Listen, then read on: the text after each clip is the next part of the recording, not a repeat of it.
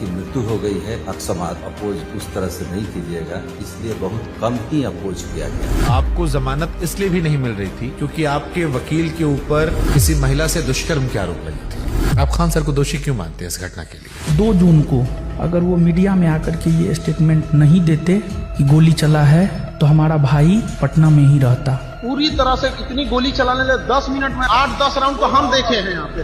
नेपाल जो पुलिस है उसने अभी भी उनके 4-5 दोस्त जो थे उनको शायद हिरासत में रखा है। यहाँ दोबारा पोस्टमार्टम नहीं हुआ। किसी ने कहा आंख के ऊपर चोट का निशान था। दूसरा अधिक शराब पीने की वजह से जिक्र हो रहा था। सर मेरा भाई था, हमारे साथ रहता था, हमको पता है शराब नहीं पीता था सर। उनके 2 दोस्तों में एक दोस्त जिसका नाम शायद रोशन है, कुछ लोग उन पर भी शायद शक जता रहे थे। जब आप जेल से बाहर निकली तो रोशन आनंद सर को एहसास हुआ कि वो सनातनी है। हम सनातनी हिंदू हैं। मैं सनातनी हूँ, इस पर हमें प्राउड है। और मैंने सनातनी शब्द का प्रयोग धर्म और अधर्म को लेकर किया था। फ्रेंड से आपने कहा था नेपाल जाने के लिए? नो सर, जिस रोज घटना हुआ है 2 जून। एक थ्योरी और आती है, विकास नाम का वो व्यक्ति जो गार्ड के कंधे पर हाथ रख के ले जाता है, जिसके बाद कई सारे लोग उसकी पिटाई करते हैं। वो आरोप लगता है कि आप उस विकास को बचाना चाह रहे थे। वो कह रहे हैं कि पहली गोलियां आपकी तरफ चलाई गई थी, जिसका वीडियो नहीं आया। ये सर गलत है, प्रशासन उसके तरफ था। ये तो पुलिस ने कहा गोली नहीं चलाई गई। फायरिंग करता हुआ कोई अब तक नहीं दिखा है इसमें। तो फिर आप क्यों कहते हो कि पुलिस उनका साथ दे रही है? गोली तो सर चलाया गया है। पहले आपने भी शायद कहा था गोली नहीं चलाई गई। हमारी तरफ से गोली नहीं चला है। फैजल खान ने अपने गार्ड को कहा गोली चलाओ, मर्डर हो जाए, जो हो जाए हम देख लेंगे। क्या वो इतने बेवकूफ होंगे कि मतलब वो हत्या जैसी चीज करवा के अपने आप को जेल में फंसाना चाहेंगे? झूठा केस में हमको जेल में डलवा दिया ना।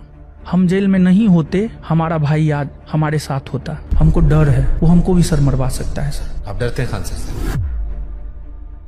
जेल जाकर आत्ममंथन तो किया होगा ना कुछ आपने भी? कोई अपना नहीं है, सच में कोई अपना नहीं है सर। यही सच है सर। रणभूमि आपका है, लड़ना आपको पड़ेगा, कष्ट सर आपको सहना पड़ेगा। कहीं लगता है कि ये बहुत छोटा विवाद था, इतना बड़ा क्यों बन गया? इस बात का अफसोस है आपको कहीं? हमको अपने करियर को लेकर के इतना बड़ा कीमत चुकाना पड़ेगा। अगर हमें एहसास भी होता तो मैं इस लाइन में ही सर नहीं आता। हमने तो सब कुछ सर खो दिया है। अगर नेपाल वाली घटना में उनका नाम नहीं आता है और वो मानवीय आधार पर आपसे माफी मांगते हैं कि साथ मिलकर ठीक करते हैं सब कुछ, क्या आप तैयार होंगे? हमारा सब कुछ उजड़ ही गया सर, अब माफी का क्या कोई मतलब नहीं है सर। दुनिया जो भी माने, लेकिन हम इस घटना का दोषी फैजल खान, डॉक्टर रामाशंकर प्रसाद और सावित्री कंप्यूटर के मालिक को मानते हैं सर।